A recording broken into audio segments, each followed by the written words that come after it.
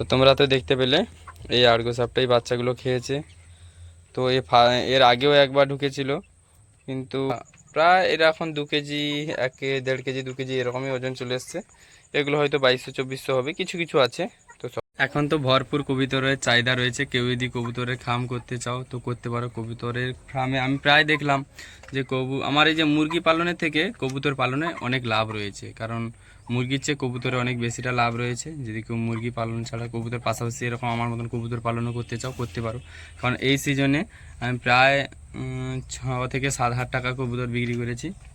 6 থেকে 7 হাজার টাকা। এই যে এক জোড়া আর এক জোড়া ছিল ওদেরই বাচ্চা, 6 থেকে 7 হাজার টাকা বিক্রি করেছি।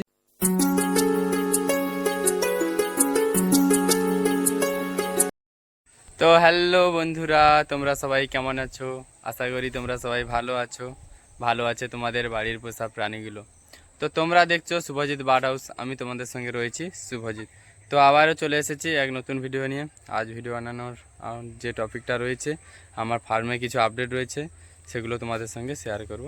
চলো, তো চলে এসেছি আমার মুরগি ফার্মে, কারণ আজ ভিডিও বানানোর উদ্দেশ্য আমার মুরগি ফার্মের কিছু আপডেট রয়েছে, সেগুলো তোমাদের সঙ্গে শেয়ার করব। তো এই যে দেখতে পাচ্ছ আমার যে বড় বড় মুরগিগুলো ছিল, 3 কিলো 4 কিলো মুরগিগুলো, ওগুলো তো বেরিয়ে গেছে। তারপর যে সেই 50 পিস ছোটো ছোটো বাচ্চা নিয়ে আসছিলাম, তারাও প্রায় অনেকটা বড় হয়ে গেছে। তো দেখতে পাচ্ছ তোমরা, তারা প্রায় এরা এখন 2 কেজি, 1 1.5 কেজি 2 কেজি এরকমই ওজন চলে এসছে। এগুলো হয়তো 2200 2400 হবে, কিছু কিছু আছে। তো সবগুলো তো আর বড় হয়নি, তো কিছু কিছু একটু বেশি ওজন এসছে, কিছু কিছু মেজরিটি ওজন তো চলে এসছে। এগুলো হয়ে গেছে। তারপরেও আবার এখানে আমি বাচ্চা ঢুকিয়েছিলাম, মানে তোমার বলতে গেলে এখানে বাচ্চা ঢুকিয়েছিলাম 30 পিস। তো এখন বাচ্চা মনে হয় আছে এখানে 20 পিস মতন বাচ্চা আছে। তো তোমরা হয়তো জিজ্ঞেস করবে কেন 10 পিস বাচ্চা কোথায় গেছে। তো 10 পিস বাচ্চা গেছে এখানে, আমি যখন বাচ্চা ছাড়ি ছোটো ছোটো বাচ্চা ছিল এখানে, যে গদি সাপ বলে যাকে আর্গো সাপও বলে, কিছু কিছু লোকেরা আর্গো সাপ বলে, গদি সাপ আমরা যাকে বলি, সেই গদি সাপ ঢুকে গেছিলো। সে কিছু বাচ্চা খেয়েছে, কিছু মেরেছে, তাই তারপরে তার ভয়ে তারপরে হয়তো 2 দিন পরে আবার 2টো বাচ্চা মারা গেছে। এখন এখানে 20 পিসই বাচ্চা আছে। তো 10 পিস বাচ্চা মারা গেছে, তো দেখতে পাচ্ছ। তো চলো কোন আর্গো সাপটা তোমাদের, যেই বাচ্চাগুলো আমাদের খেয়েছে সে আর্গো সাপটা দেখো।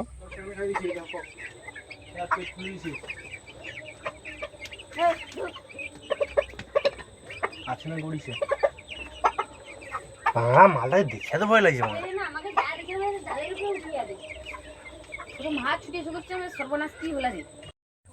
তো তোমরা তো দেখতে পেলে এই আর্গো সাপটাই বাচ্চাগুলো খেয়েছে। তো এর আগেও একবার ঢুকেছিল, কিন্তু আমরা তারপর ছেড়ে দিয়েছিলাম, আবারও একবার ঢুকেছে। তো যা হয়েছে তা তো হয়ে গেছে। আজ প্রায় ঘটনাটা হয়ে গেছে আজ 5 থেকে 7 দিন আগে। 5 7 দিন আগে আমি ভিডিওটা বানিয়ে রেখেছিলাম, তো ছাড়বো বলে, কিন্তু একটু বাড়িতে অনুষ্ঠান হচ্ছিলো, অনুষ্ঠানের জন্য, তাই জন্য ছাড়তে পারিনি। তো আবারও এই যে ভিডিওটা বানাচ্ছি তোমাদেরকে নিয়ে। তো তো বুঝতে পারলে আমার বাচ্চাগুলো কত বেশ খেয়ে গেছে। তো এখানে যে ঘর রয়েছে এখানের জন্য বাচ্চা অর্ডার দেওয়া হয়ে গেছে, তো বাচ্চা আসবে। কারণ এখন আমি মানে এই ঘরটার উপরে একটু অন্যরকম কালচার করব, কারণ ওখানে আমার ছোট বাচ্চা বুরিং হবে। ও বুরিং হওয়ার পর 10 দিন কেন ওখানে, 10 থেকে 12 দিন ওখানে থাকবে। তারপরে এক মাস এখানে, মানে টোটাল এখানে 20 দিন থাকবে। তো 1 মাস বয়স হলে পরে এই রুমটায় ছাড়া হবে, কারণ ওটা যখন থাকবে তখন এই রুমেরটা এটাতে চলে আসবে, আর এটা যখন থাকবে এটা তখন সেল হয়ে যাবে, অটোমেটিকই সেল হয়ে যাবে। এরা বড় হয়ে গেছে দেখো, এরা এদের ফিগার আসতে কিছুটা একটু 2 5 দিন 10 দিন 10 12 দিনের ভিতরে, তো এরা কিছুটা বড় হবে। তো 10 12 দিনের ভিতরে এগুলো ছাড়ার মতন হয়ে যাবে, এগুলো ছাড়া হয়ে যাবে। তো এ বাচ্চাগুলো আবার এদিকে চলে আসবে, ছোটোগুলো এখানে চলে, এরকম চলতে থাকবে। মোট 3 ধাপ মাল থাকবে, এখানে বেরোবে, একদিন রেস্ট পাবে ঘর, এটা তো কোনো সমস্যা নেই। এটা তো ছোটো বাচ্চার জায়গা, জাল রয়েছে, নিচে পায়খানা পড়ে যাবে, তো কোনো সমস্যা নেই, এটা তো কোনো সমস্যা নেই, নিচে পায়খানা পড়ে যাবে। তো এটা একদিন পর আবারও বাচ্চা ঢুকে যাবে।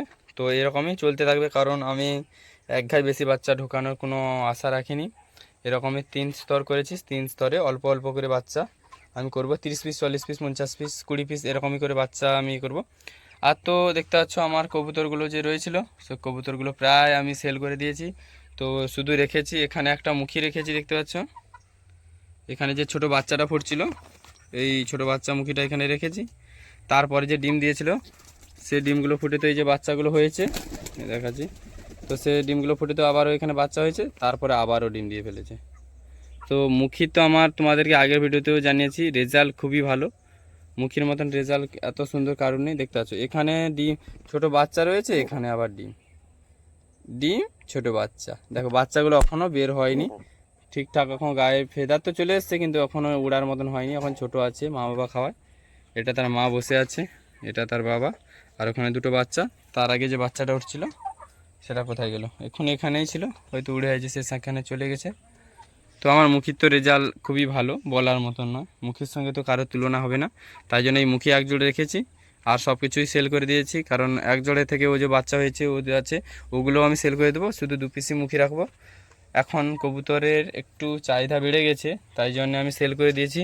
পরে দেখি আবারও কবুতর আনবো, কোনো সমস্যা নেই। এখন কবুতরের সেলটা খুবই ভালো।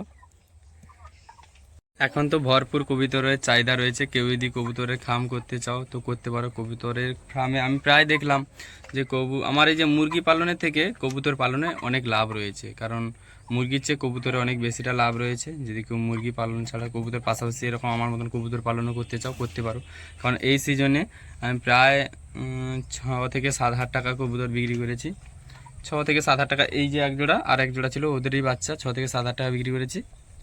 তো এত টাকা তো ওরা খাবার খায়নি, তো বিক্রি হয়েছে। কেউ যদি কবুতর পালতে চাও পালতে পারো। তো আজকের ভিডিও এই পর্যন্ত। ভিডিও যদি ভালো লাগে অবশ্যই তোমরা লাইক কমেন্ট প্লিজ চ্যানেলটিকে সাবস্ক্রাইব করে যাবেন।